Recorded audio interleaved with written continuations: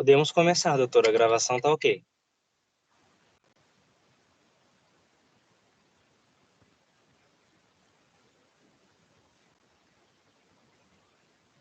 Então, boa tarde a todos e todas que nos acompanham pelo Teams hoje.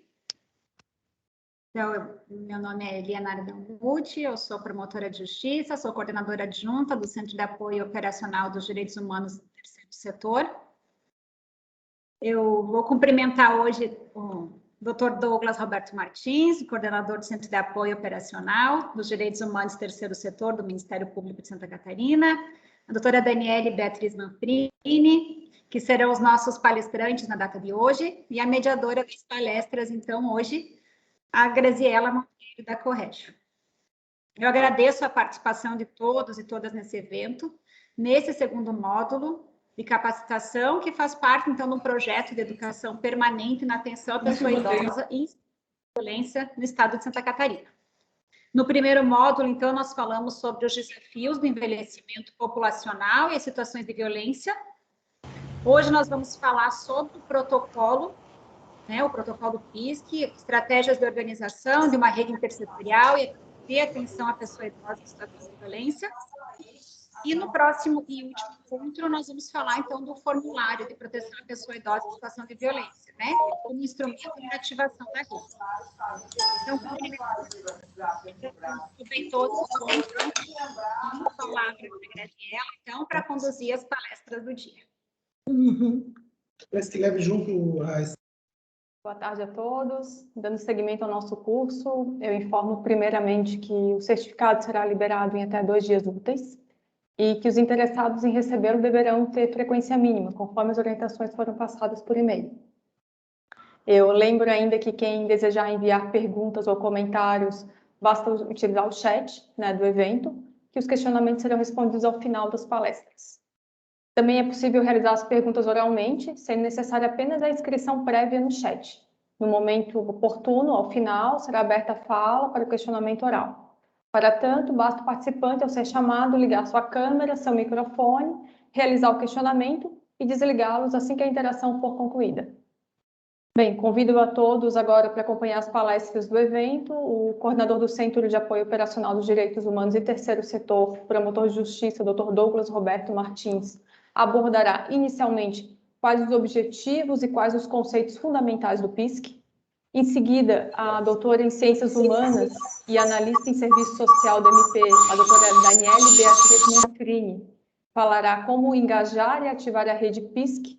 E, por fim, o Dr. Douglas retornará a palavra abordando as atribuições e as gestões dos setores que compõem a rede PISC, especificamente do fluxo. Com a palavra, Dr. Douglas.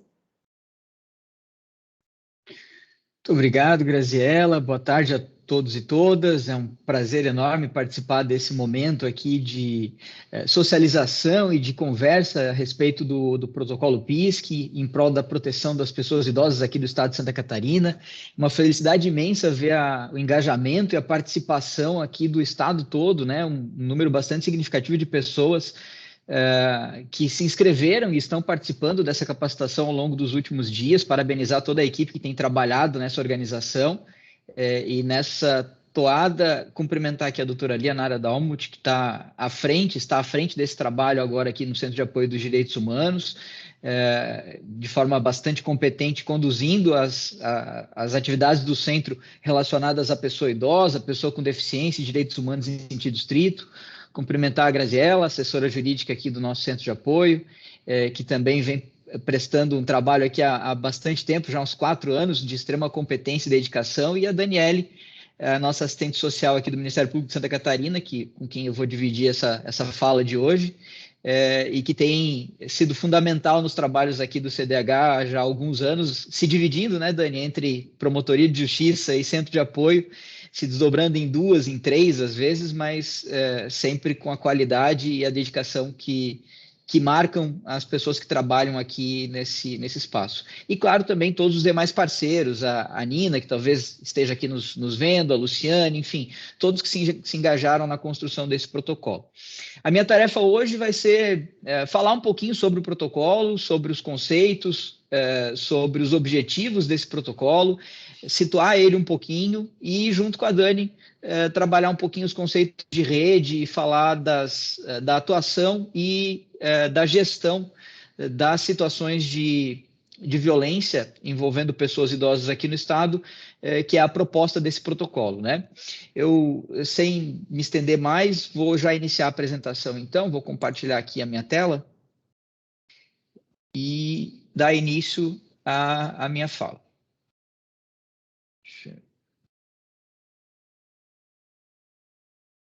Opa. Com essa.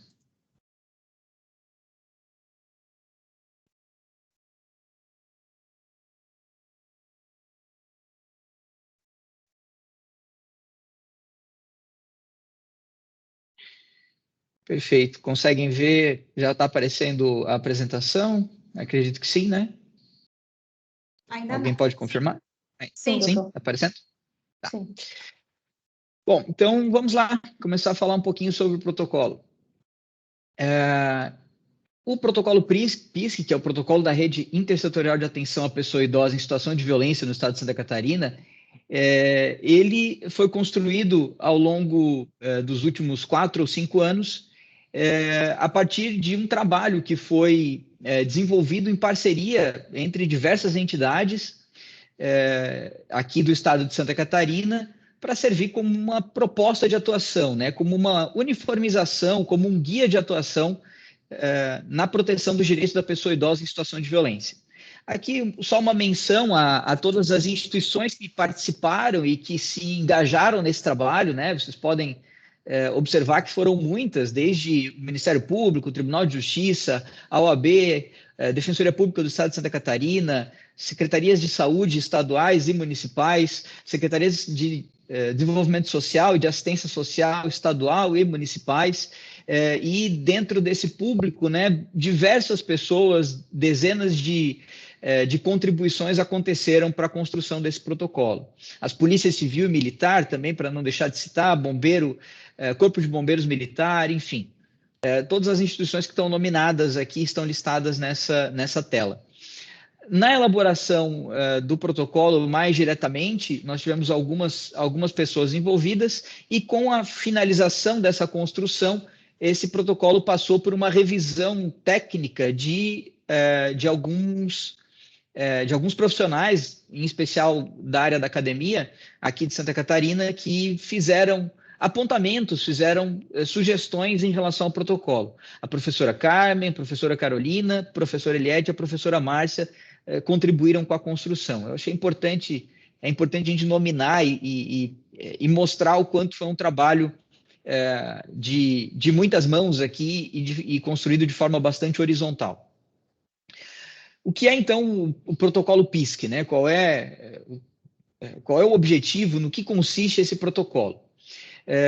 Inicialmente, é importante fazer esse resgate histórico, né? A ideia da construção de um protocolo para atendimento que servisse de um guia para organizar fluxo de atendimento, organizar a rede de atenção, fazer a interligação entre os diversos setores, as diversas políticas públicas que atuam na proteção da pessoa idosa e, ao mesmo tempo, evitar revitimização, evitar atitudes que pudessem causar qualquer tipo de nova violação de direito nesse atendimento.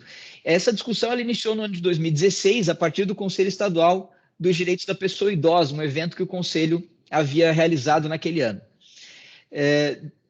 Depois de 2016, se tentou algumas reuniões, alguns trabalhos foram iniciados pelo Conselho Estadual, até que em 2018 o Conselho procurou o Ministério Público de Santa Catarina, pedindo uma parceria, né, solicitando um apoio na construção desse protocolo.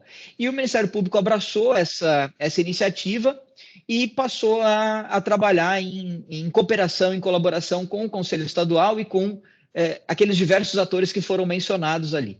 A constituição do grupo aconteceu em 2018. Em 2018, houveram algumas reuniões inicialmente e no início de 2019 houve uma descontinuidade do trabalho até que meados de 2019, final do ano de 2019, esse trabalho foi retomado com a constituição formal desse grupo de trabalho, a indicação de representantes daquelas entidades, e iniciou-se, então, a construção e o diálogo para a construção desse protocolo. Quando, fruto dessas reuniões, né, foram aí algumas dezenas de reuniões nesse grupo maior, com a participação de todas as entidades, e também de um grupo menor, formado por algumas pessoas que fizeram a escrita, efetivamente, do protocolo, a organização do documento, enfim. Quando essas etapas foram vencidas e a minuta foi construída, esse protocolo também passou por uma consulta pública. Eu acho que isso é importante de mencionar,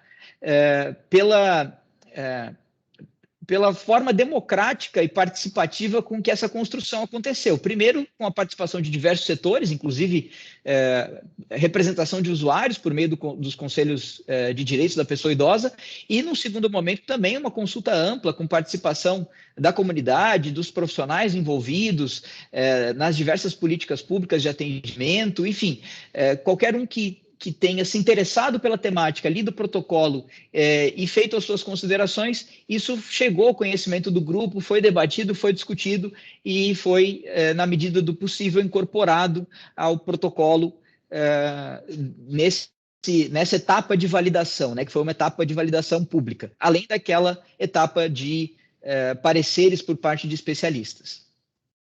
Então, até que se chegou no protocolo. O protocolo, no que ele consiste, né? Ele é um instrumento que ele tem uma pretensão de ser bastante prático, de orientar a prática do dia a dia dos serviços, mas também de trazer conceitos e conhecimento teórico que possa sustentar essas práticas, né? Que possa trazer uma consistência para essas práticas. Ele foi confeccionado com o objetivo de servir de referencial.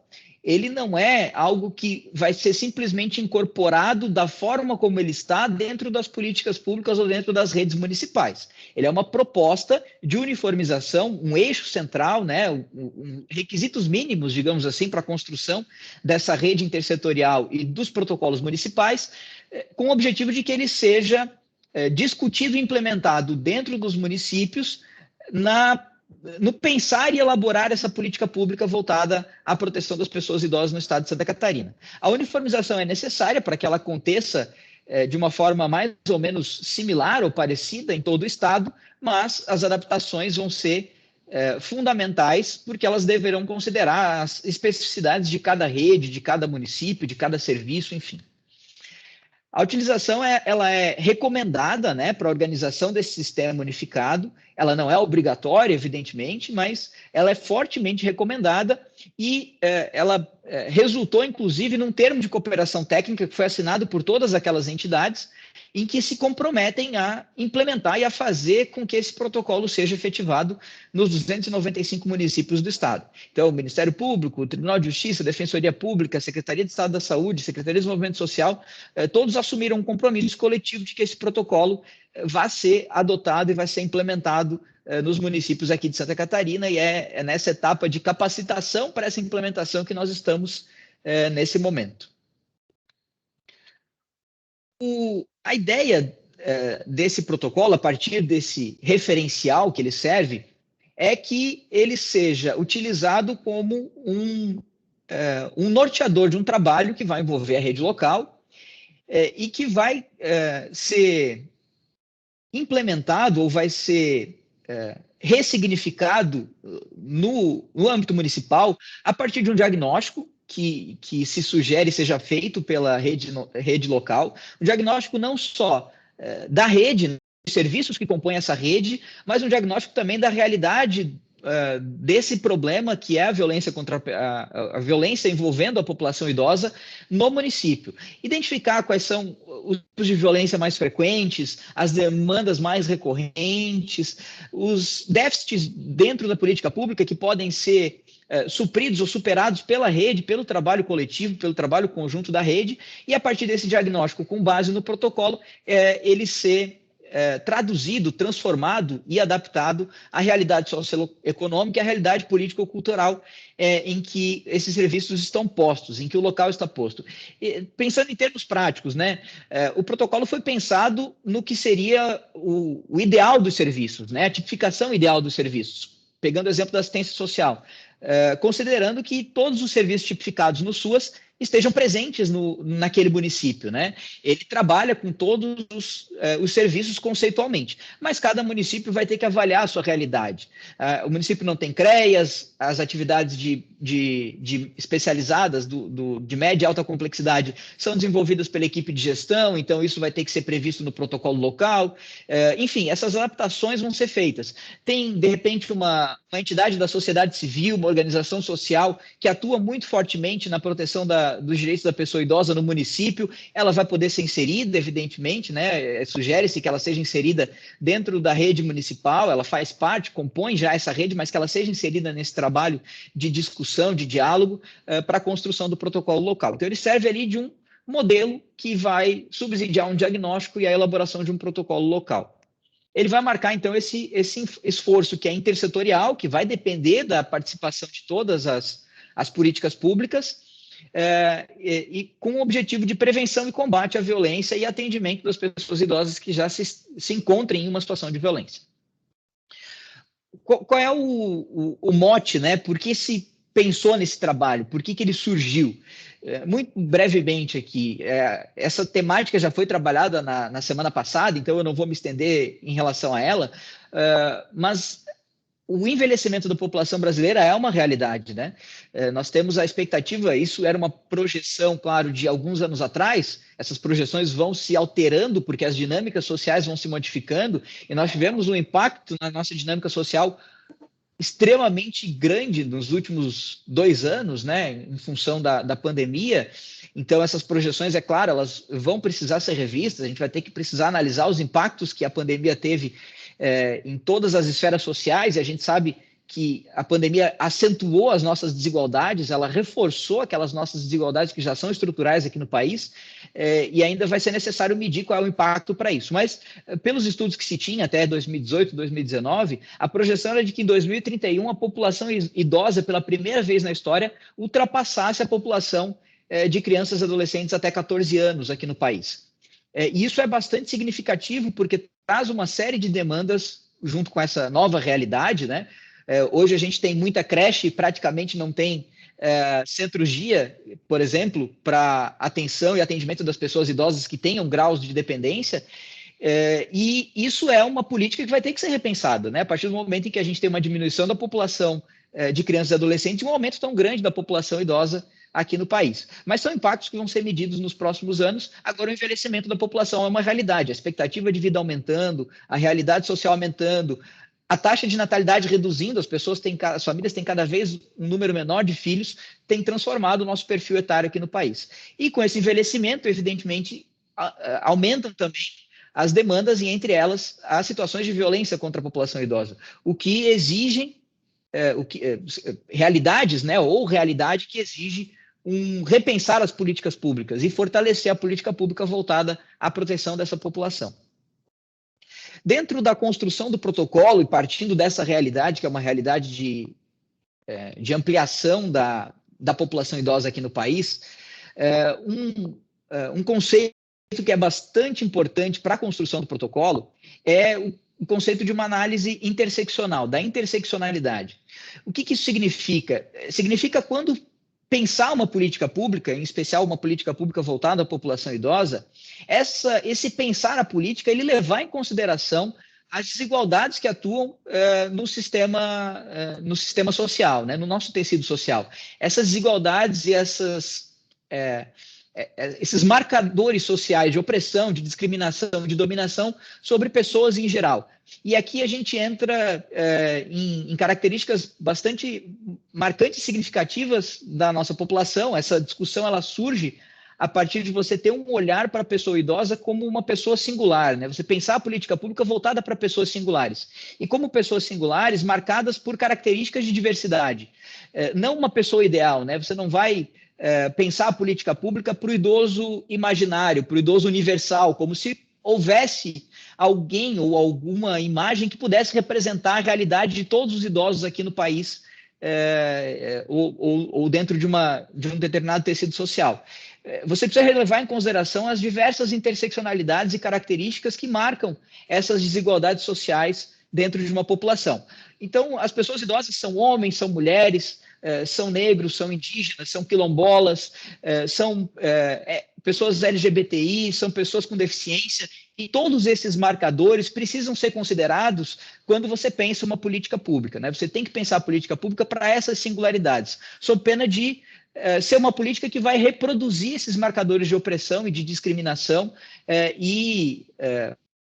reproduzir, digamos assim, ou reforçar esses abismos, essas desigualdades que existem no nosso país. Por isso que é importante trazer esse conceito para dentro do protocolo, e ele trabalhado em diversos momentos na construção teórica do protocolo, mas que ele também seja um marcador pensado na construção da política municipal, né? Quando esse protocolo for debatido, implementado e pensado por um determinado município, que esses marcadores sejam observados e essa realidade do tecido social daquele município seja considerada quando se pensar na política pública. Então, é considerar a existência real dos destinatários dessa política, marcada essa existência real por essas desigualdades e essas características. Nesse ponto, eu acho que seria, até aqui, aquela ideia inicial do porquê do protocolo, por que ele existe, qual é a necessidade, né? Qual é a ideia que está por trás da construção desse protocolo, qual é o objetivo que nós temos com o protocolo, ou em linhas gerais, alguns desses objetivos, e alguns conceitos mais importantes. Muitos dos conceitos essenciais para a compreensão do protocolo já foram trabalhados nas outras palestras, e eu também não vou me estender neles para até não ser repetitivo, talvez eu já tenha sido repetitivo em alguns pontos aqui. Então, os conceitos de violência, os tipos de violência, a forma de identificação dessas violências, sinais que podem indicar que alguém está vivenciando uma situação de violência, medidas que podem ser adotadas para prevenção e para precaução do surgimento dessas situações de violência, como, por exemplo, observar os cuidados, né? Observar como são os cuidados com a pessoa idosa e observar a realidade dos cuidadores, cuidar de quem cuida também, para evitar que uma situação de violência surja de uma sobrecarga sobre uma família, sobre cuidadores ou sobre uma relação familiar ali que pode ser desgastada por diversos marcadores sociais, né? Então, esses são conceitos que são trabalhados ou foram tratados nas palestras anteriores ou que sugiro fortemente que sejam estudados a partir do protocolo. Eles constam lá no protocolo, eles estão detalhados e não seria possível abordar todo o conteúdo do protocolo nesses 20, 30 minutos que nós vamos ter aqui de conversa. Então, basicamente, em relação aos conceitos, objetivo geral, era isso que eu tinha para trazer. Agora a gente vai intercalar, até o próximo slide aqui seria para falar da rede intersetorial, a rede PISC, e essa parte vai ser trabalhada então agora pela Daniela, assistente social aqui do Centro de Apoio, e depois eu retomo aqui para tratar um pouquinho da atuação de cada órgão previsto para a composição dessa rede e também da gestão dos casos, como a gente elaborou essa gestão dos casos dentro do protocolo. Eu passo a palavra então para a Dani e retomo depois. Eu vou cancelar a minha apresentação aqui. Obrigada, doutor Douglas. Uma boa tarde a todas as pessoas. Aqui, realmente, até no feminino, propositadamente, vendo que a maioria são mulheres participantes aqui pelos nomes e pelas carinhas. Eu vou começar o compartilhamento para seguir nessa fala sobre rede. Deixa eu ver se ele já vai carregar aqui.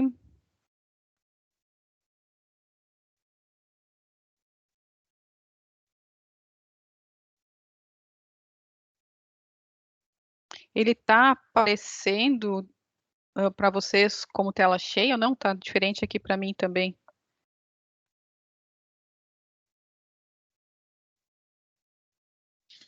Ele não está com tela cheia, mas está fácil de... A visualização está boa, aqui. Dani. Tá, coloquei em tela cheia, mas apareceu diferente aqui. Não sei se o Thiago quer me ajudar, se eu posso mostrar diferente ou tá bom assim mesmo? Mantenho assim? Oi, doutora Daniele, tudo bem? Tudo bom, Thiago? Consegue me ouvir? Sim. Vamos lá. A doutora está com 2 telas aí ligadas, é isso? Não, eu desliguei a outra. Tá. Vamos fazer o seguinte, a doutora descompartilha para mim, por gentileza, e vamos tentar novamente, que eu acho que eu já sei que pode ter dado aí.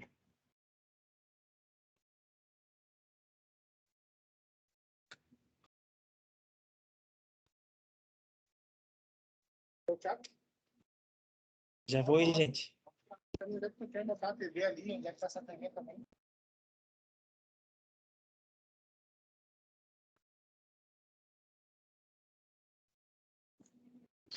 Doutora compartilhando novamente, a doutora compartilha a tela ao invés do aplicativo. Acho que vai dar certo. Tá. Ali no compartilhar conteúdo, tem que compartilhar área de trabalho ou bandeja Uhum. de tela. Isso.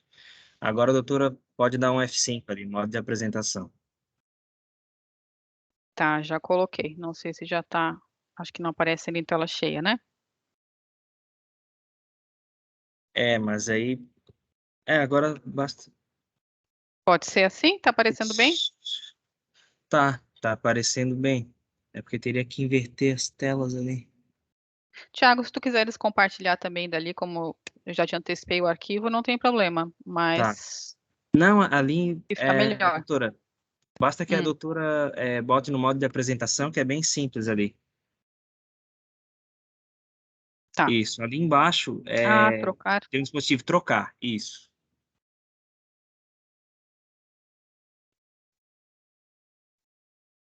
Isso, agora sim. Ótimo. Então Agora vamos tá seguir perfeito. aqui. Estou à Obrigada. disposição aqui. Bom, então já entrando, né, para a questão do conceito das redes intersetoriais, que é disso que o Dr. Douglas vinha, né, trazendo enquanto que o objetivo do protocolo PIS, que é, né, ter uma rede intersetorial de atendimento e de enfrentamento às questões de violência contra a pessoa idosa. O que é essa rede, né? O que elas são?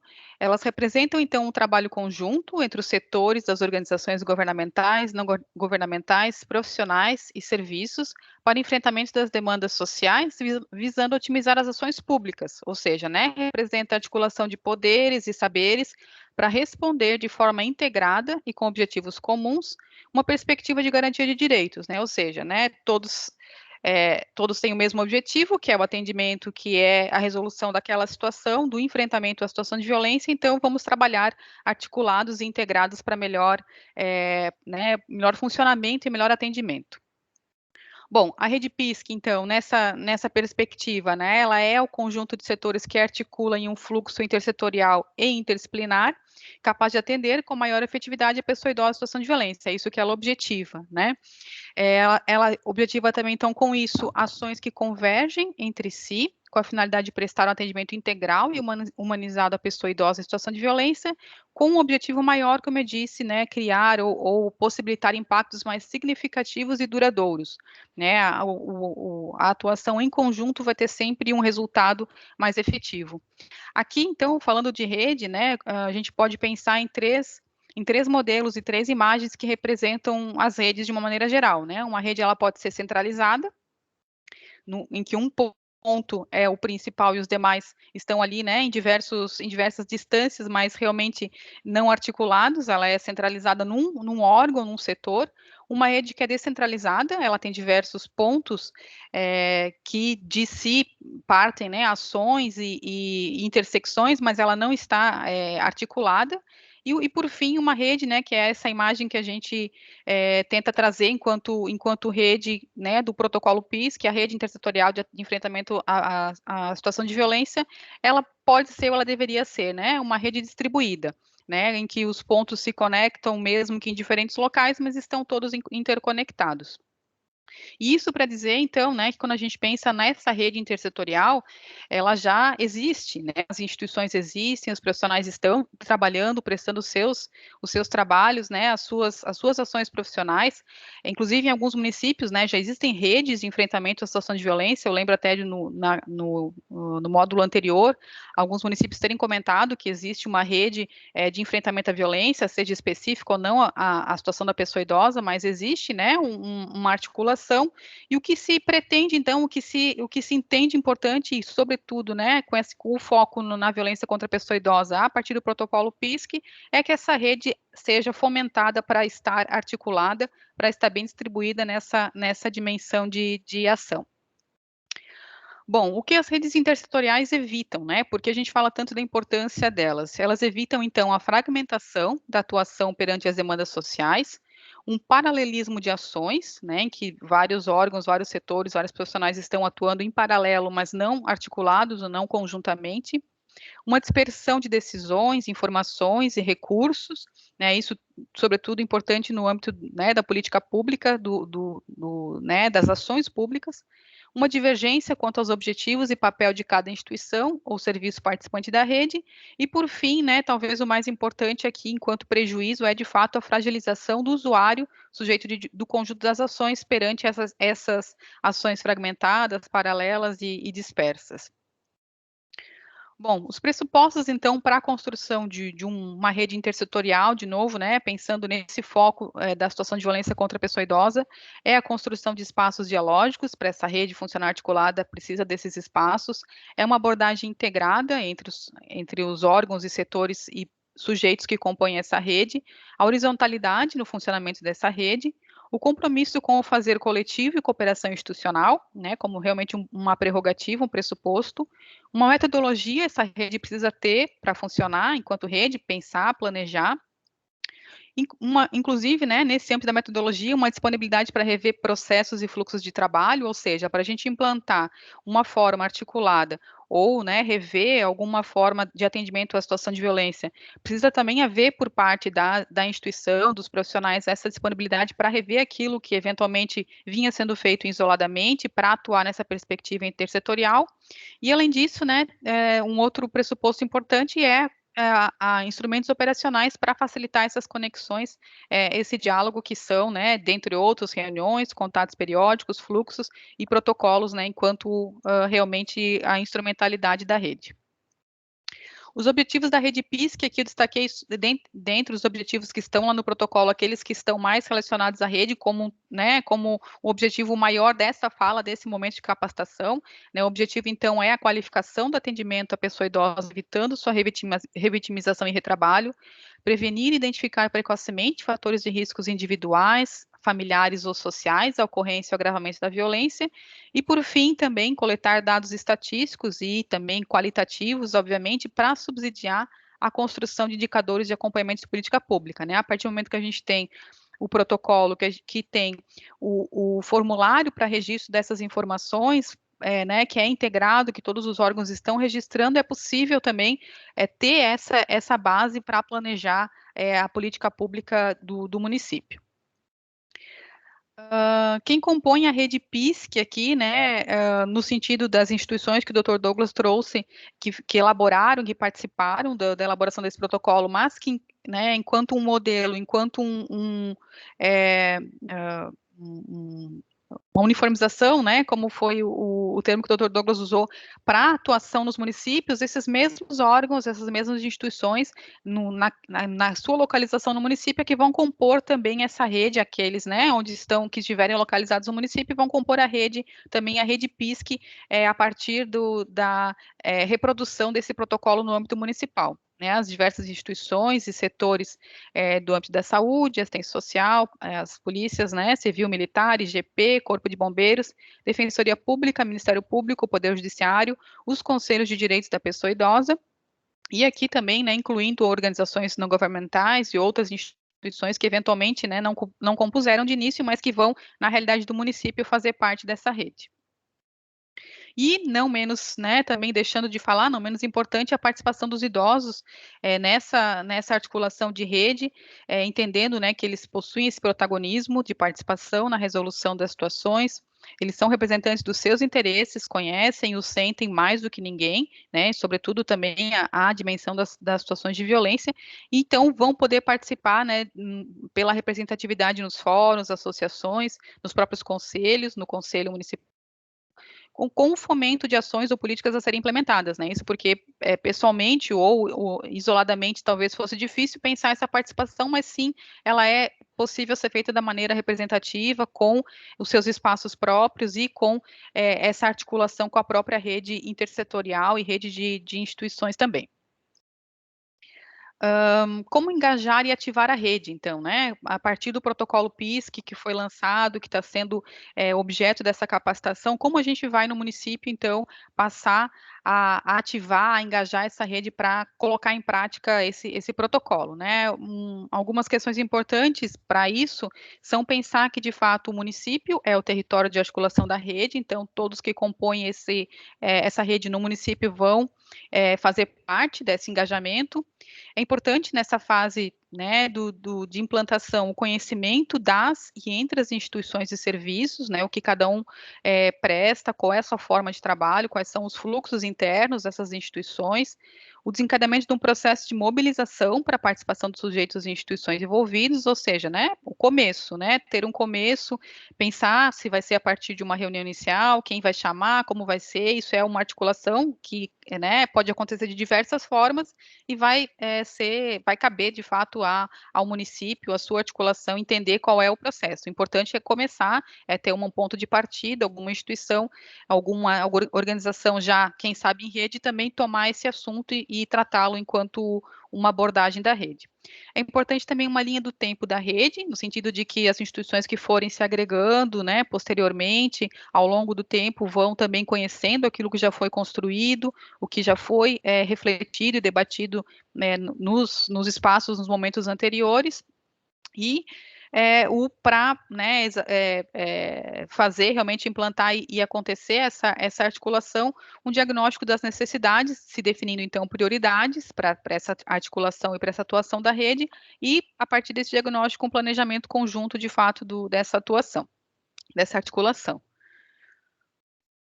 Os instrumentos da rede, né, retomando dos pressupostos como pontos importantes para essa rede funcionar.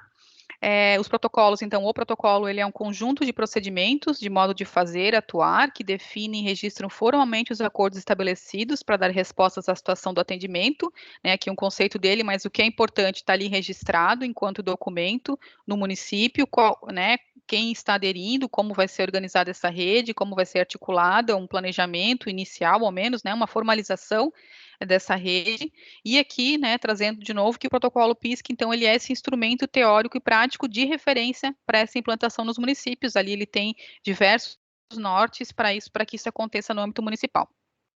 Os fluxos, então, enquanto outro instrumento importante da rede, ele é também, né, aquele que define, organiza e orienta o curso dos atendimentos e os encaminhamentos da pessoa idosa em situação de violência, né, qual é o caminho, de fato, qual é o curso que aquele atendimento, que aquela situação vai ser encaminhada, vai percorrer no âmbito do município, a partir de quais instituições, de quais serviços, né, compõem essa rede. A gente sabe que em alguns municípios menores a rede ela é a mesma, da rede de atenção às questões relacionadas à criança e adolescente, ao idoso, a outros públicos também, mas dentre, né, a especificidade da pessoa idosa, quais vão ser os setores, quais vão ser as organizações e os serviços que vão estar atuando, e qual é o caminho que vai ser percorrido para esse atendimento. Então, para o fluxo funcionar, é importante elaborar esse fluxograma, né, o próprio desenho desses órgãos e serviços que compõem a rede, e ele vai, então, ter como objetivos evitar essa revitimização, ou seja, se sabe para onde se encaminha,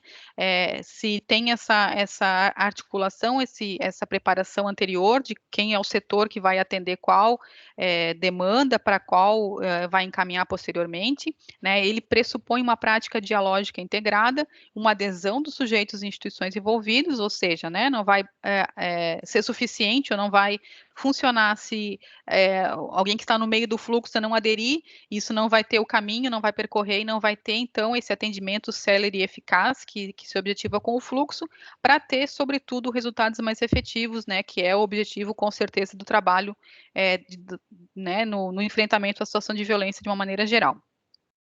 A ativação da rede PISC, então, em específico, né, dessa rede proposta pelo protocolo PISC, ela vai ter como principais fatores essa comunicação e articulação de recursos para a resolução da situação, é assim que ela vai ser ativada, vai ser iniciada e vai ser, né, engajada, e o respeito à autonomia e diretriz de cada serviço, né, então, Com isso, a rede PISC, o que ela quer é implementar o fluxo de atendimento, articulando equipamentos e serviços a diversas políticas públicas e realizar, sobretudo, né, enquanto um item essencial, digamos assim, de todo o processo, a sensibilização sobre a questão da violência contra a pessoa idosa e o próprio conhecimento da rede PISC. Como manter, então, já, né, caminhando para uma parte mais de finalização, como manter essa rede articulada e funcionando, né, enquanto rede intersetorial?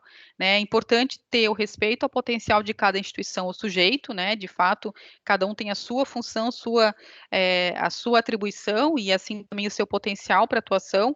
É um processo contínuo de circulação de informações, né, se essa circulação de informações tiver uma quebra, vai fragilizando a rede. Uma conquista de legitimidade junto ao município vai fortalecer e vai fazer com que essa rede ela permaneça, ela seja contínua. Uma definição de objetivo vivo para manter o processo de trabalho conjunto, ou seja, né, o que nos mantém trabalhando e articulados enquanto rede é sempre reavivar esse motivo, esse objetivo, que é, claro, o próprio enfrentamento, das situações de violência, mas ele pode ter, né, em algum período algo em específico para se atuar, não, a fragilidade nesse momento da rede é essa, vamos atuar nesse sentido. Uma capacitação dos sujeitos envolvidos, também como um processo permanente para essa rede funcionar articulada, e, por fim, né, sempre uma avaliação e redefinição de estratégias operacionais, né, como atividade permanente. Né? Esse fluxo está funcionando, se engajou alguma outra entidade, algum outro serviço, ou não está funcionando, como vai ser revisto? Acho que esse é um processo, né, sempre permanente como estratégia para manter a rede articulada.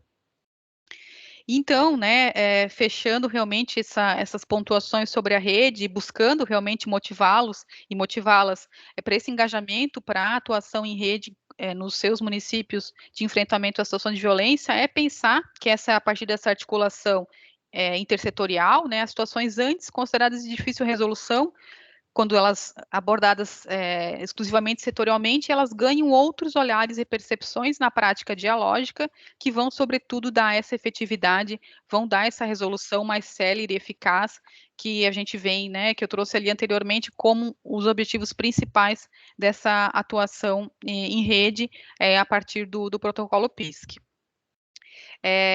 Eu vou finalizar aqui para poder devolver a palavra para o Dr. Douglas para voltar nesses outros aspectos. Muito obrigado, doutora Daniele. Você terminando o teu compartilhamento aí, eu já passo o meu aqui também, de volta.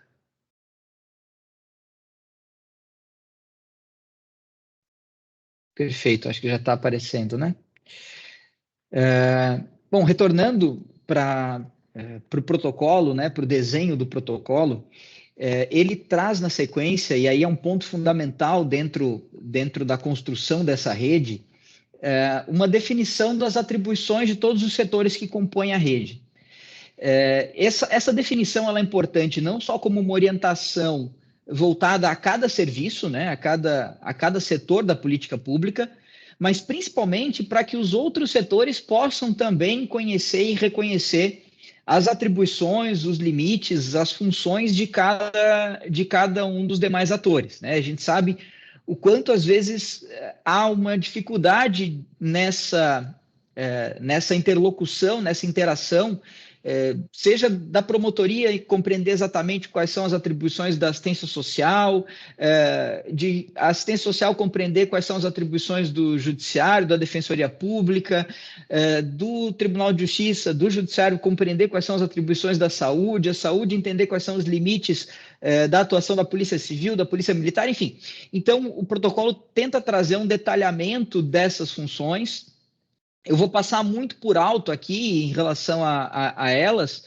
É necessário, claro, aprofundar isso depois na construção do protocolo, adaptando a realidade, novamente, de cada município, dos serviços de cada município e de como esses serviços atuam. O protocolo é um norte, ele prevê, no geral, o que são as atribuições dos serviços, e isso precisa de uma adaptação, né? Por exemplo, o município não tem UPA, mas tem um hospital com pronto atendimento, ou não tem hospital com pronto atendimento, mas tem UPA, e aí essas adaptações vão sendo feitas num protocolo quando ele for implementado no âmbito municipal.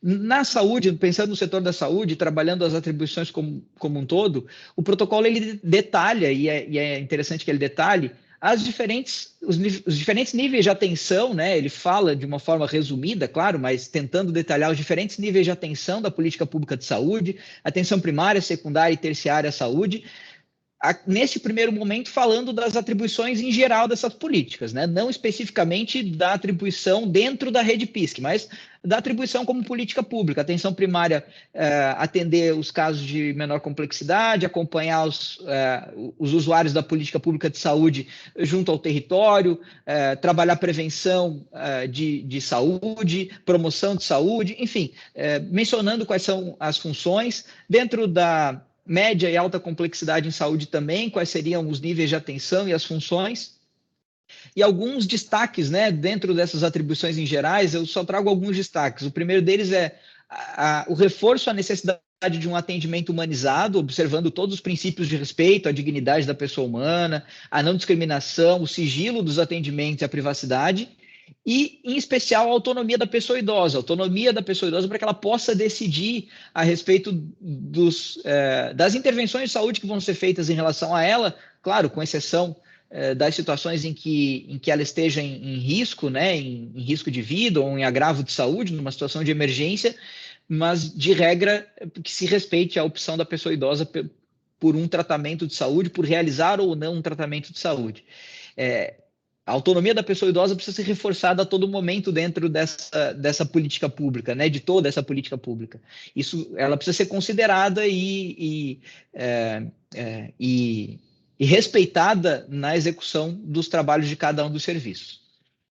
Destaca-se a importância dentro dessa função dos serviços de saúde, de as equipes multiprofissionais elas estarem aptas a fazer a detecção dos sinais e indicadores de violência. O protocolo traz algumas informações sobre isso, sobre como identificar e como detectar sinais e indicadores de violência, porque é responsabilidade dos serviços de saúde fazer a notificação compulsória quando verificada uma situação de violência, quando constatada uma situação de violência contra a pessoa idosa.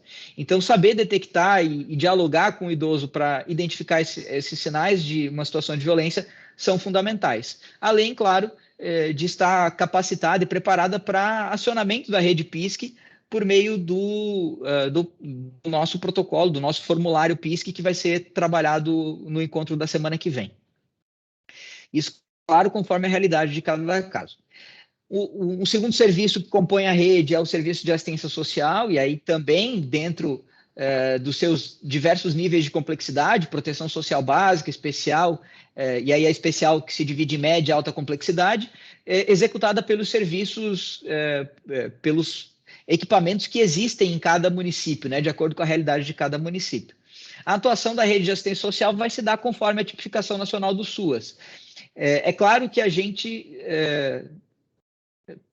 traz ali, o protocolo traz conceitos básicos, que talvez para os trabalhadores do próprio serviço, eles não tragam, neste ponto, grandes novidades, mas eles são importantes para o conhecimento dos trabalhadores dos demais serviços, né? Deixa eu passar aqui. O Conselho de Direitos da Pessoa Idosa, seja o estadual ou o municipal, mas aqui principalmente o municipal, ele também faz parte, ele também compõe essa rede, e ele tem ali a função, enquanto organização representativa da sociedade também do poder público, de atuar na formulação da política pública e no controle das ações, no nível federal, estadual e municipal. O engajamento do Conselho de Direitos se dá, então, nesse controle, não só das políticas públicas, dos diversos serviços de atendimento à pessoa idosa, mas do funcionamento da própria rede PISC, né? É importante, inclusive, que os conselhos sirvam localmente como promotores desse movimento de implementação do protocolo dentro dos seus municípios.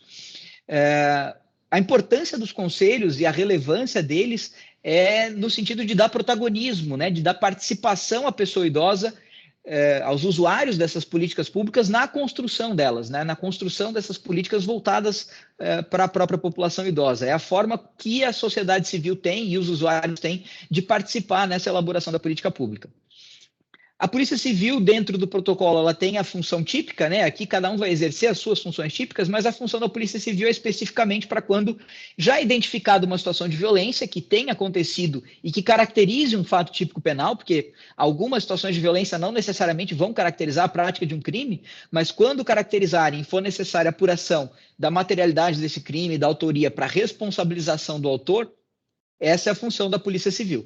E destaco aqui a função das DPCAMs, né? São quase cerca de 30 DPCAMs implementadas, espalhadas pelo estado todo, nas sedes de circunscrição, ali nas sedes das polícias civis, e elas têm essa função de atuação especializada na proteção de crianças, adolescentes, a mulher e o idoso, né? Então, o papel das DPCAMs e o atendimento pelas DPCAMs é de extrema relevância dentro desse desenho da política pública e da rede.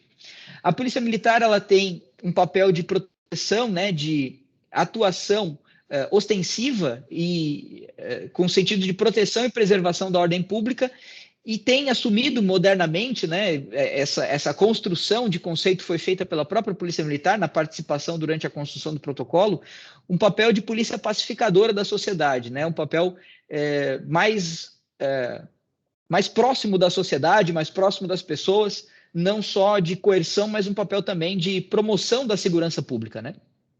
E isso baseado no que eles tratam como o binômio da presença e proteção, né? O estar presente para gerar um sentimento e uma realidade de maior proteção. O IGP, o Instituto Geral de Perícias, ele tem uma atuação mais restrita, né, que é mais específica para quando ele precisa atender as pessoas idosas em situação de violência que sofreram algum tipo de agressão que deixe vestígios, que deixe marcas e que precisa, então, dessa apuração técnica, né? Marcas e vestígios não só físicos, né? Às vezes, a perícia num aparelho de telefone celular para identificar uma situação de um crime financeiro ou de um estelionato contra a pessoa idosa, enfim, qualquer tipo de perícia que tenha por finalidade identificar vestígios da prática de um crime.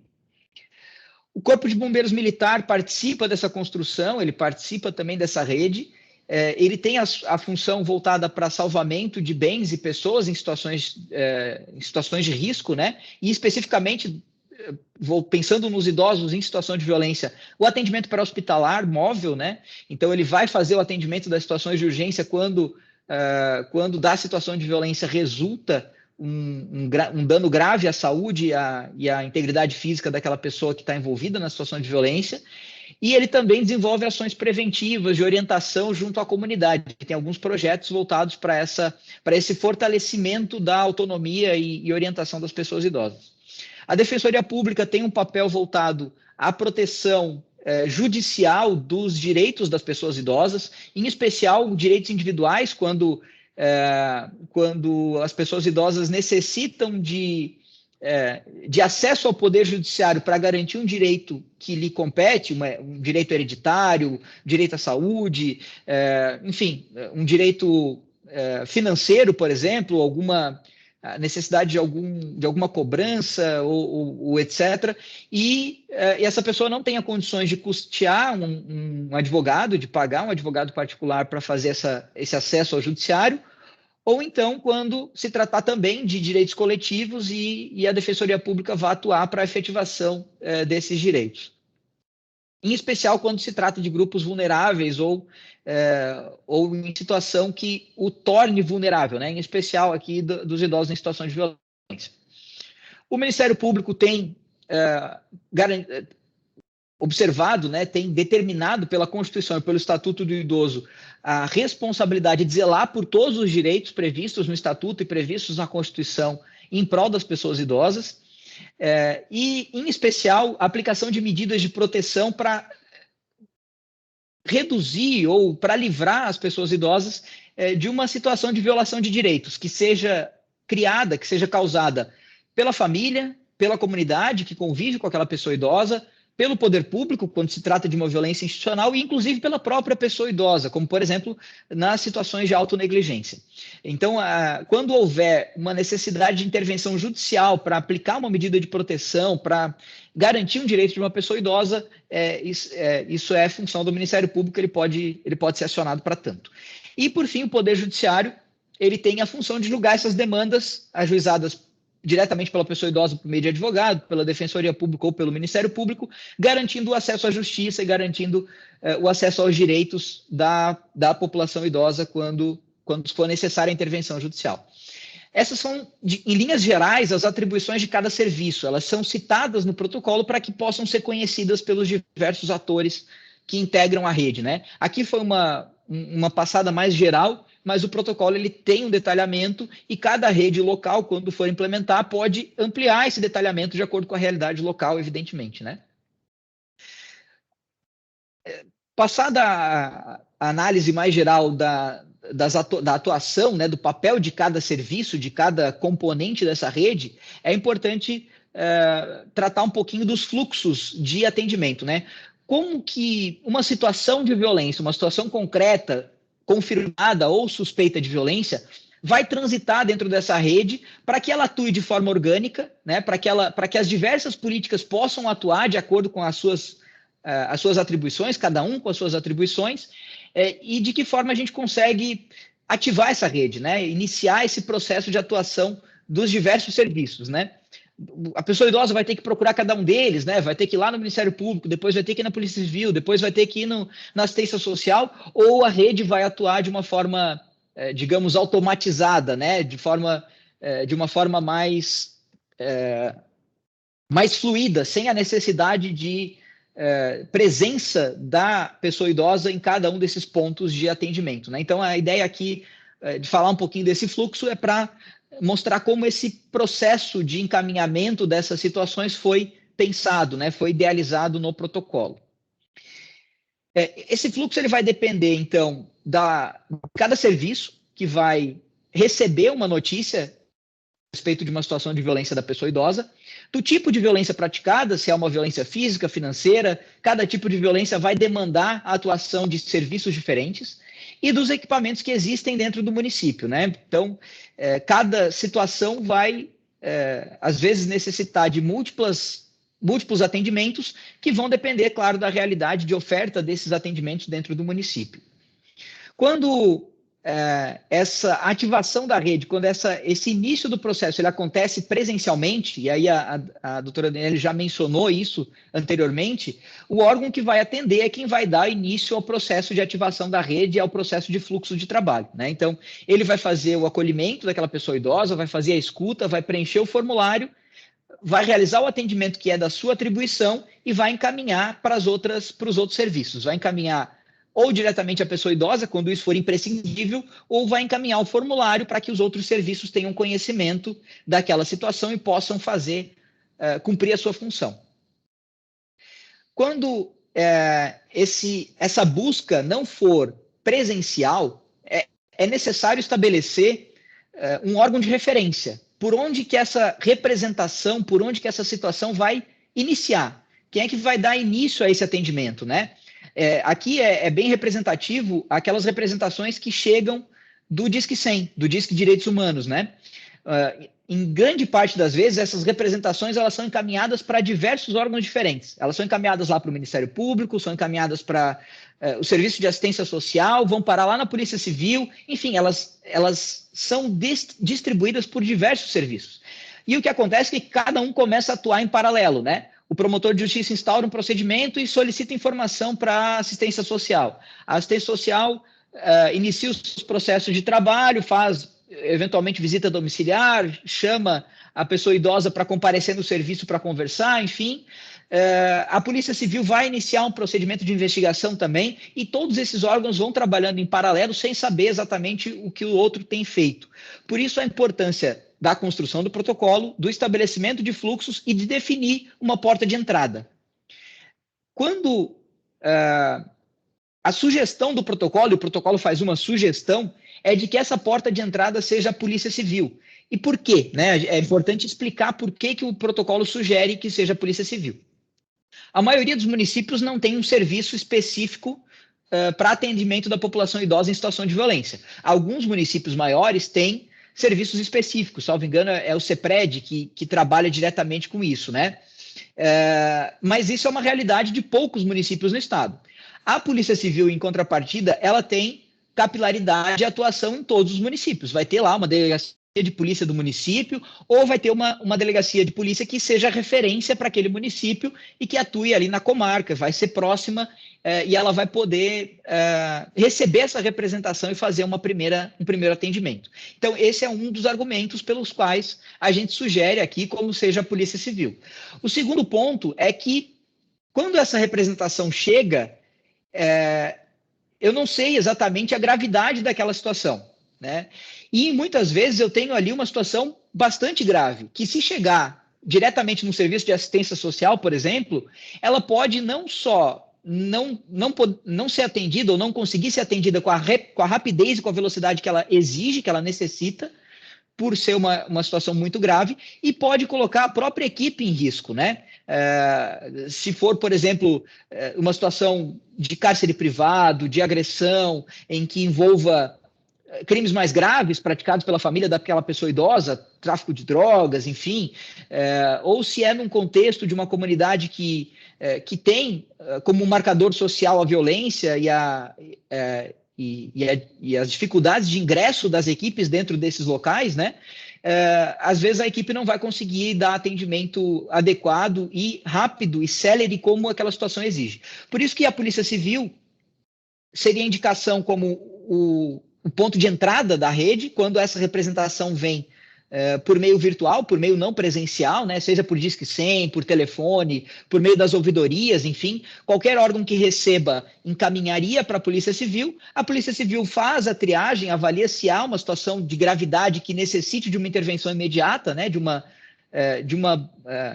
apuração imediata por parte da Polícia Civil, por caracterizar a prática de um crime, e caso não seja uma situação grave que necessite da intervenção da Polícia Civil, ela encaminha, ela redistribui para os demais serviços da rede, para assistência social, para saúde, enfim, para que eles façam o atendimento. É claro que essa é uma sugestão, cada rede pode e deve reavaliar a sua realidade e definir, não, aqui na nossa rede o melhor vai ser que a entrada aconteça por meio do CRAS, ou do CREAS, ou do CEPRED, ou a gente tem um serviço diferenciado aqui que pode fazer esse primeiro atendimento, enfim, cada rede vai estabelecer, mas o conjunto daquele grupo de trabalho que construiu esse protocolo sugere como sendo, ou entendeu como melhor a sugestão da Polícia Civil, de iniciar o atendimento pela Polícia Civil.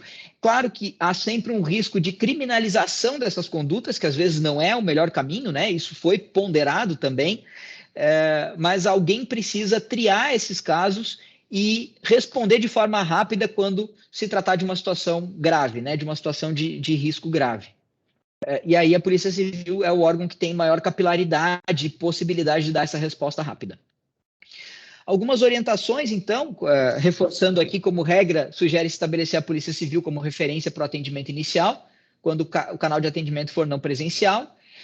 Em quaisquer casos suspeitos ou confirmados de violência que denotarem um risco iminente de vida da pessoa idosa, evidentemente vai ter que ser encaminhada para atendimento do serviço de saúde.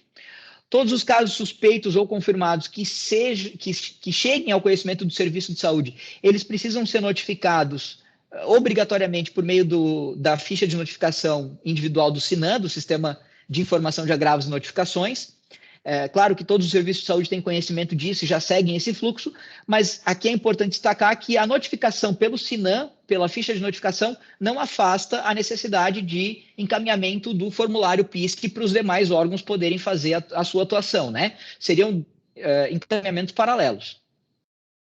E nas ocorrências de violência sexual, a orientação é para seguir o fluxo da rede de atenção integral às pessoas em situação de violência sexual. Nos municípios em que esse fluxograma ele for implementado, né, ele tem uma aprovação aqui no âmbito do Estado de Santa Catarina, por meio das forças de segurança pública, também junto com os serviços de saúde e assistência social, e quando não houver, seguir as recomendações da Secretaria de Estado da Saúde, em qualquer hipótese, né, seja ela qualquer dessas hipóteses, preenchendo o formulário PISC, encaminhando também para os demais serviços para que eles tenham conhecimento.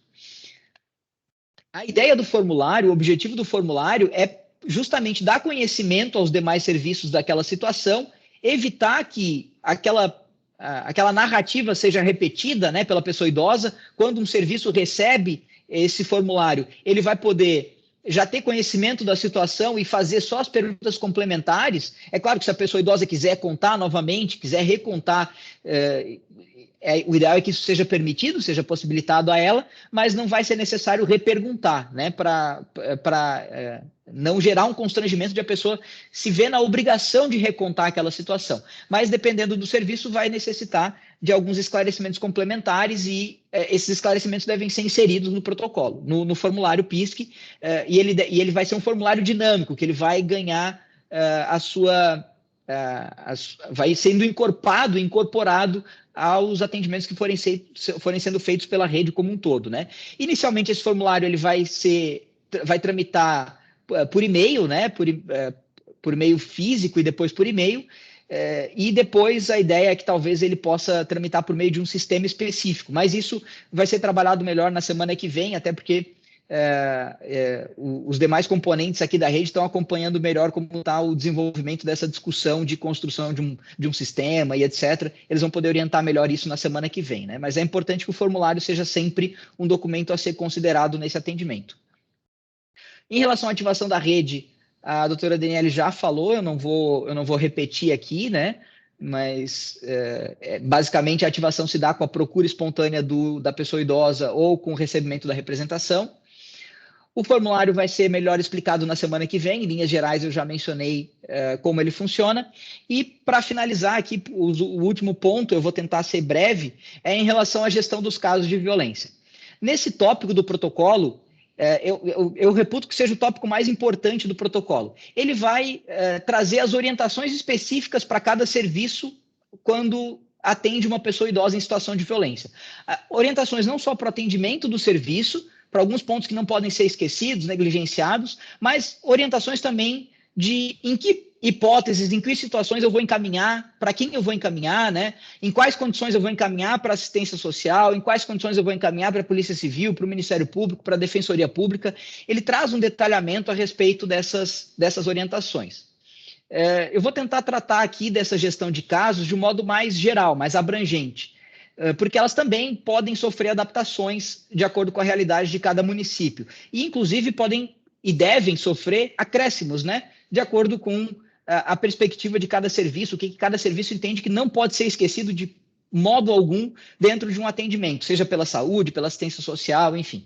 Então, de modo geral, essas orientações quanto à gestão dos casos de violência que são atendidos pelos serviços que compõem a rede, ela vai trazer a necessidade de que o órgão que foi diretamente procurado, ele acolha inicialmente a pessoa idosa, faça um acolhimento e a escuta, preencha o formulário, desempenhe as suas funções, aquilo que é da sua atribuição, e de acordo com o procedimento listado por área de atuação, que isso consta ali no protocolo, de forma mais detalhada.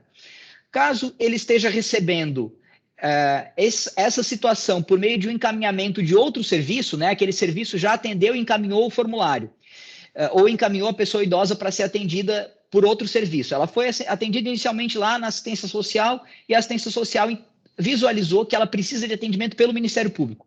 O Ministério Público vai receber essa pessoa idosa e a primeira coisa que ele tem que fazer é buscar esse formulário, né?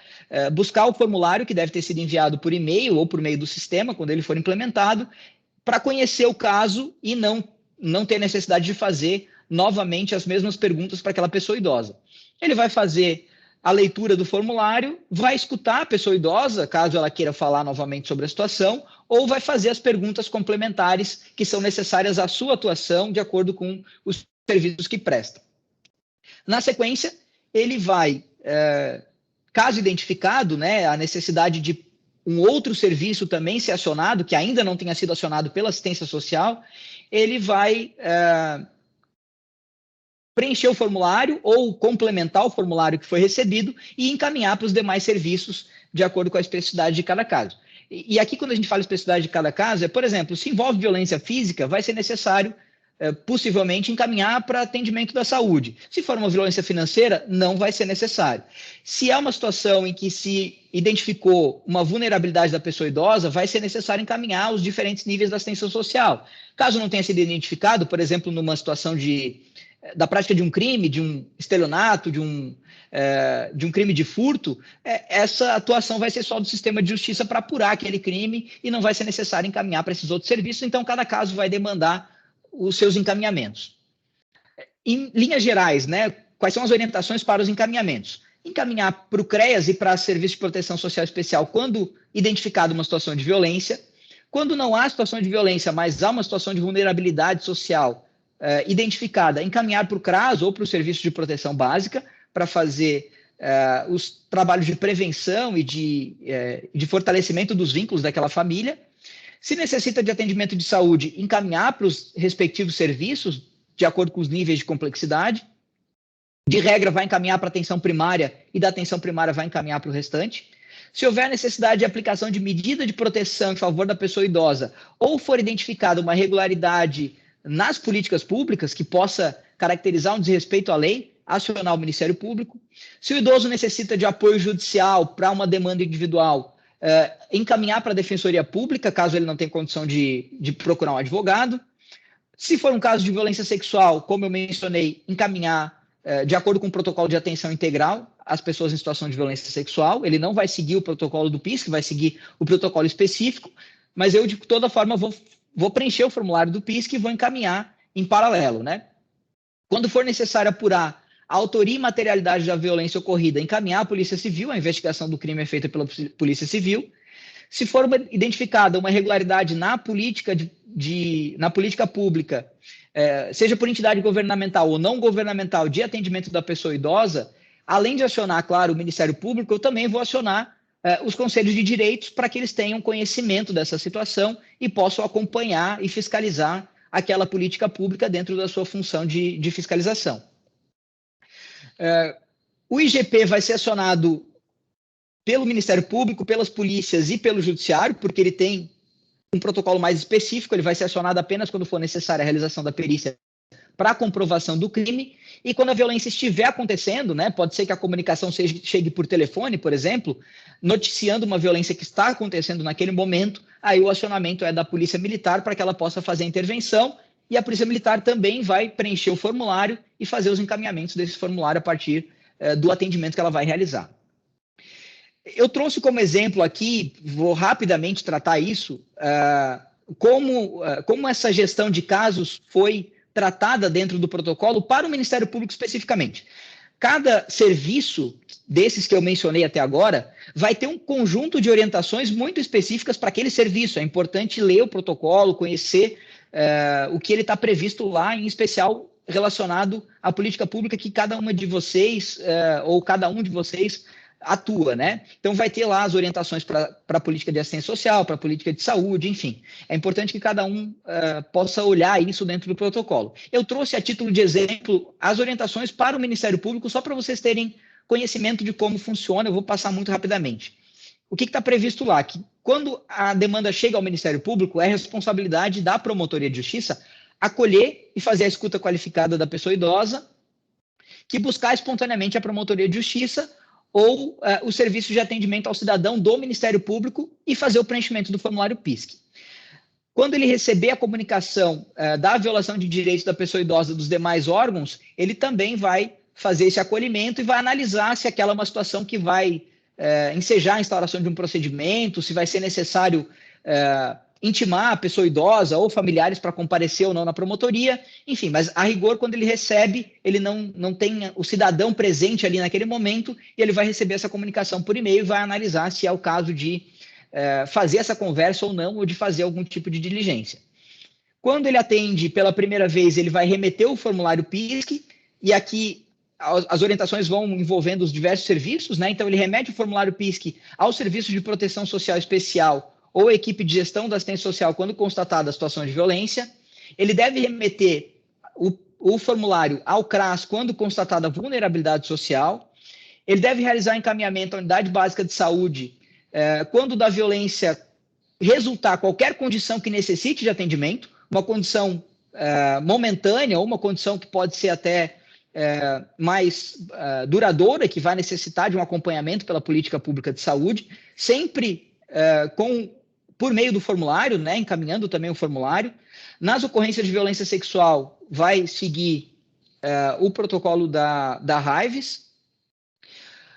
Pensando no serviço do Ministério Público, o promotor ele deve instaurar uma notícia de fato para avaliar aquele caso e, se ele caracteriza crime, requisitar a instauração de inquérito policial pela Polícia Civil para que eles possam apurar a materialidade e a autoria daquele crime para responsabilização do autor, sempre encaminhando o formulário.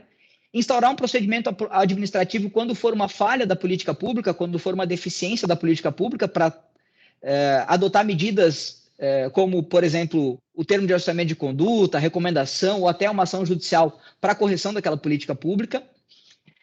Instaurar um procedimento administrativo e obter informações sobre o atendimento prestado pela rede quando constatada a prática de violência e houver uma notícia ou houver a possibilidade de falha da rede, né, de falha do funcionamento da rede, e ele vai notificar os familiares e buscar um acordo extrajudicial para a proteção da pessoa idosa quando verificada uma prática de violência ou verificada uma violação de algum direito daquela pessoa idosa, como, por exemplo, uma negligência por parte dos filhos, uma falta de atenção com o idoso,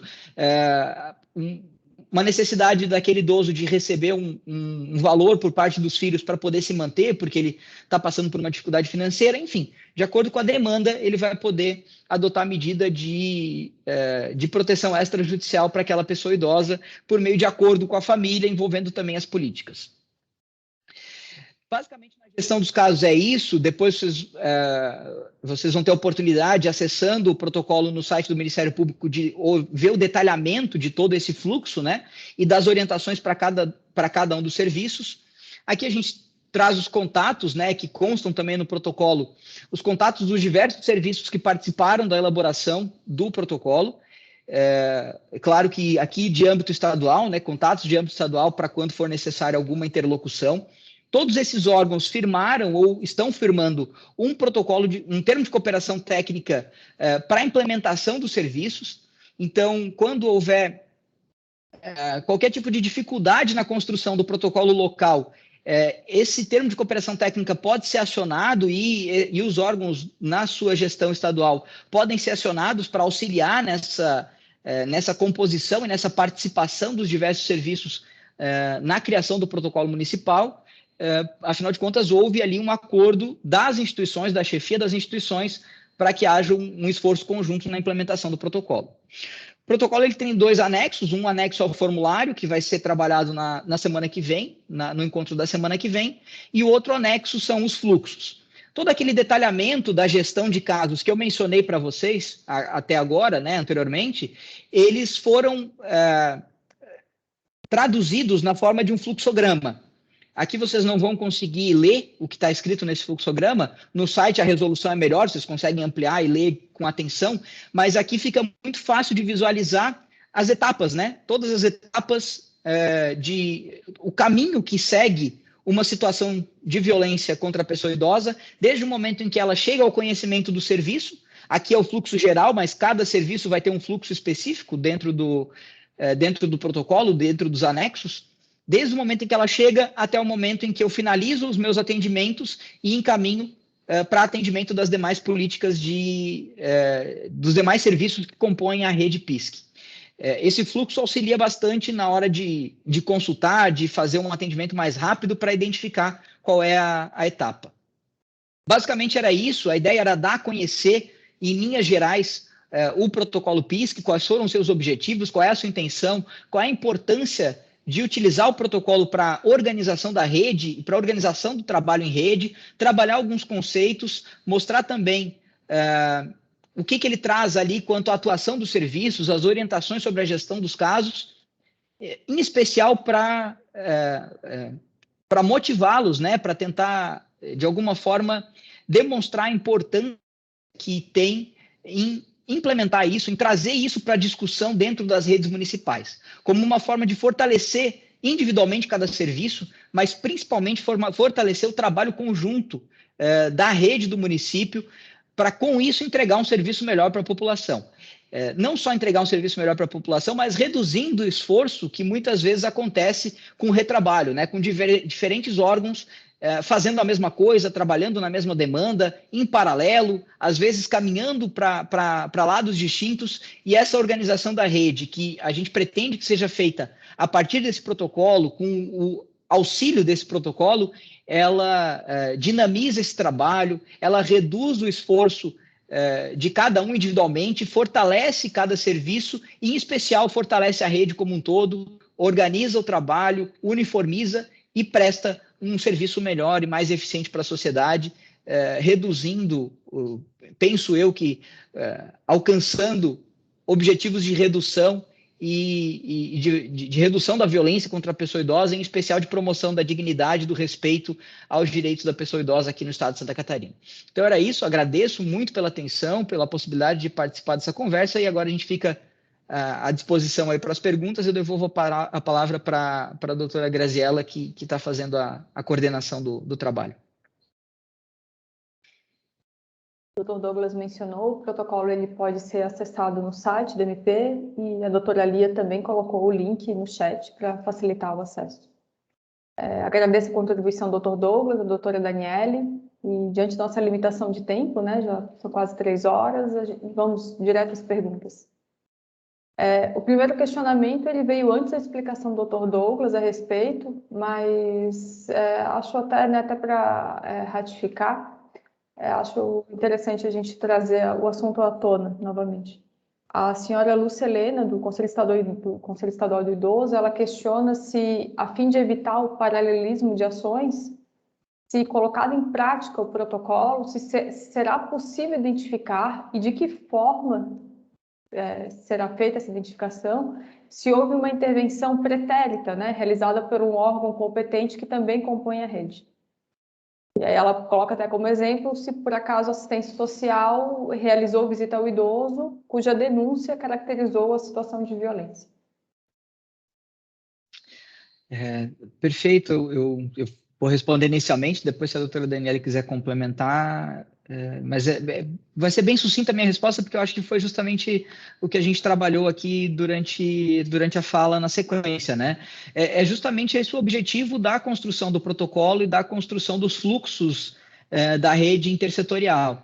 É evitar o retrabalho, é que todos consigam conhecer aquilo que já foi feito em relação ao atendimento daquela pessoa idosa, e a previsão desse fluxo é para que o formulário seja encaminhado entre os diversos serviços, socializando e compartilhando essa informação. É claro que o ideal, e a gente pretende talvez em algum momento chegar nesse ideal, quem continua participando dessas discussões, a Daniele que continua participando dessas discussões pode talvez atualizar melhor para mim, mas o ideal seria ter um sistema informatizado que pudesse operacionalizar todo esse fluxo, né? Porque cada atendimento sendo inserido no sistema, ele poderia ser acompanhado em tempo real. De qualquer forma, o formulário, ainda que em meio físico ou virtual, preenchido e encaminhado entre os serviços, ele já auxilia muito nessa redução de retrabalho, né? Nessa sobreposição de trabalho, no compartilhamento de informações que evita a revitimização,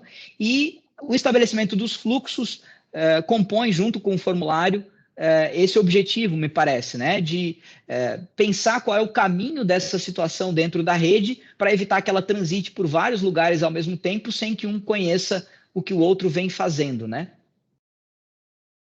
Só para complementar, realmente no formulário que vai ser trabalhado na semana que vem, tem ali um campo para uma breve explicação, registro, né, do que o profissional, do que o serviço que atendeu realizou. Então, quando for encaminhar, realmente o que receber vai ter essas informações.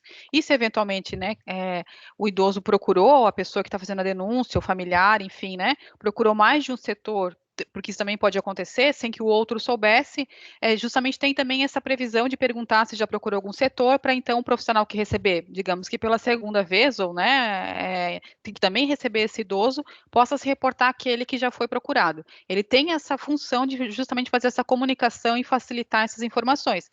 claro, entendendo e respeitando que cada órgão, cada setor vai fazer as suas funções típicas, vai atuar conforme a sua autonomia e entendendo quais os melhores procedimentos para aquela situação, né? Mas tem essa previsão justamente de facilitar essa comunicação e ter já ali registrado o que foi feito.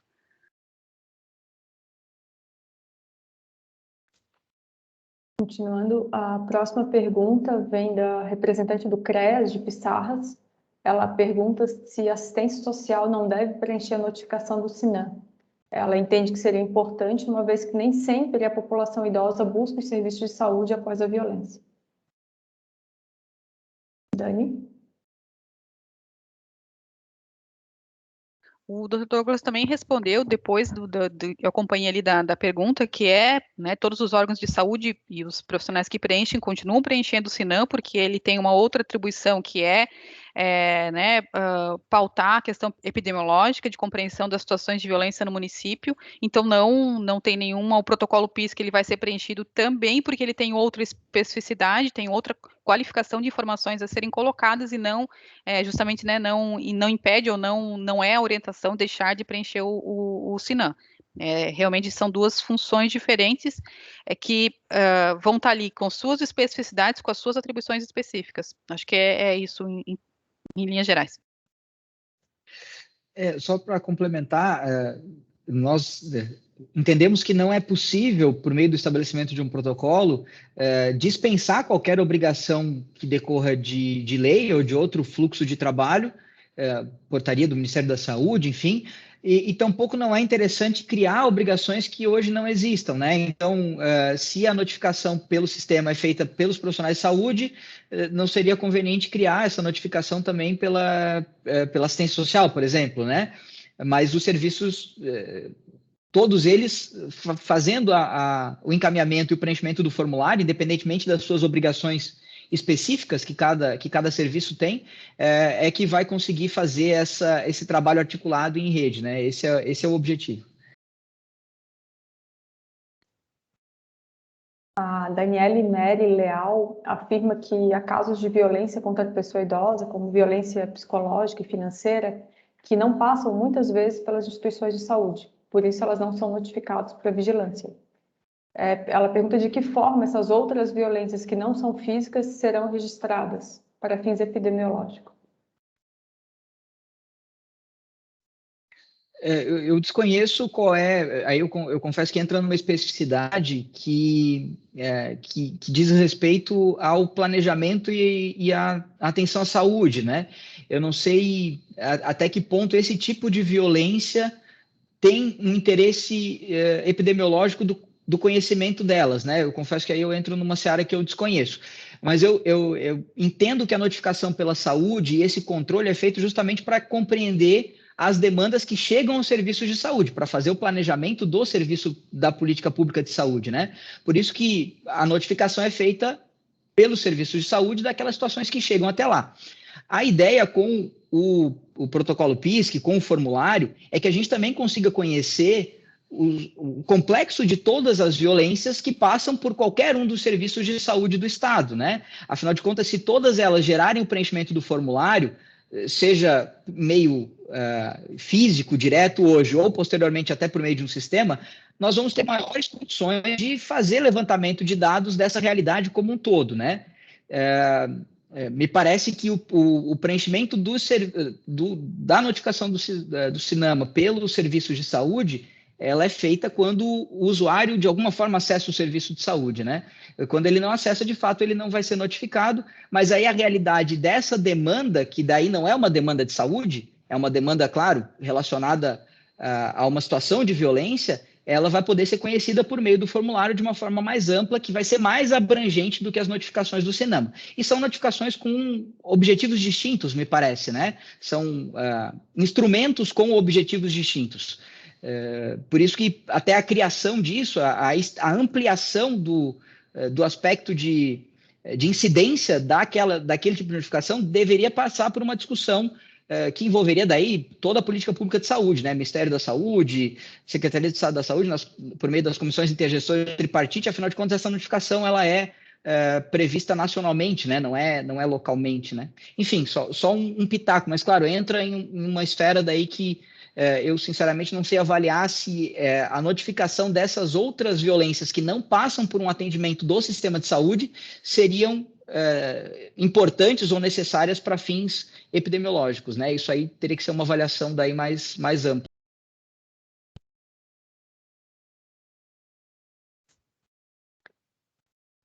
A Tainá pergunta ao Dr. Douglas se, por demandas não presenciais, entende-se o Disque 100.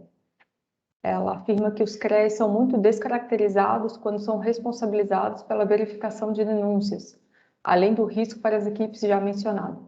A Polícia Civil, de fato, seria a porta de entrada ideal para as denúncias.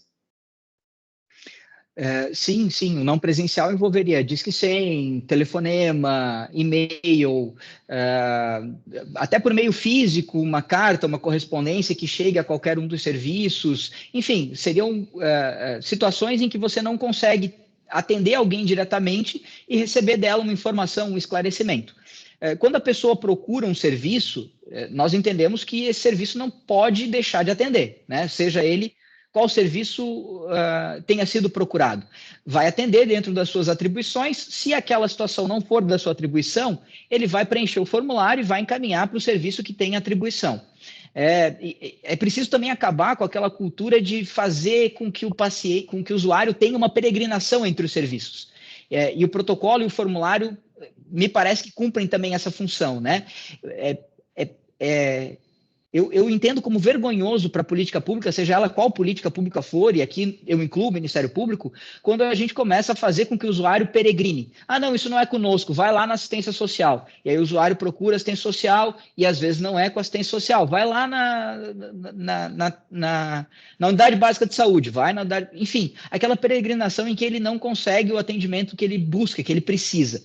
Por isso, a obrigação e responsabilidade de quando for presencial, quem receber a pessoa que busca o serviço vai atender, vai preencher o formulário e vai fazer os encaminhamentos para os outros órgãos. Ela não vai fazer com que o usuário tenha que buscar essa peregrinação. Depois, se o serviço que for atender necessitar uma conversa direta com o usuário, ele faz o contato, ele busca, seja indo no domicílio ou não. Agora, quando é algo que venha por meio do Disque 100 ou por meio não presencial, aí a ideia do protocolo é que se estabeleça um serviço de referência, né? Que essas representações sejam concentradas e deem entrada por meio de um serviço específico. A sugestão é que seja a Polícia Civil.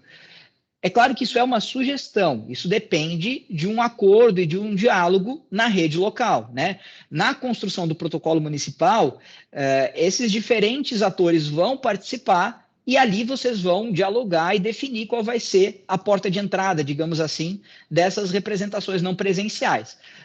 Nós entendemos aqui, e foi sugerida a Polícia Civil, justamente por esses fatores que quem fez a pergunta mencionou. O risco para a equipe, algumas situações terem uma gravidade que exigem um atendimento imediato para cessar aquela situação de violência, né? Podem necessitar desse atendimento imediato, mas situações, claro, que não caracterizem a prática de crime, mas que envolvam uma possível vulnerabilidade daquela pessoa idosa ou daquela relação familiar, vão ser encaminhados pela Polícia Civil para os demais serviços, incluindo os serviços de assistência social, evidentemente, né?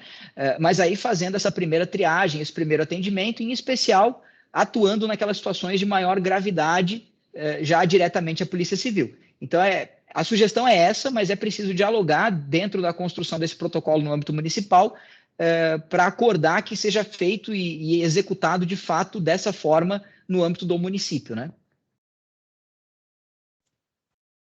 As duas últimas perguntas também são direcionadas ao Dr. Douglas, né, a atuação do MP.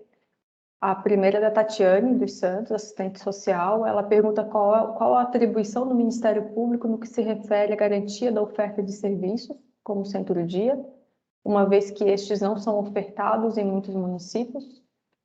E o Marcel Lamego também pergunta a respeito da atuação extrajudicial do MP com os familiares de idosos em risco, se pode ser aplicado, inclusive, em atuação coletiva.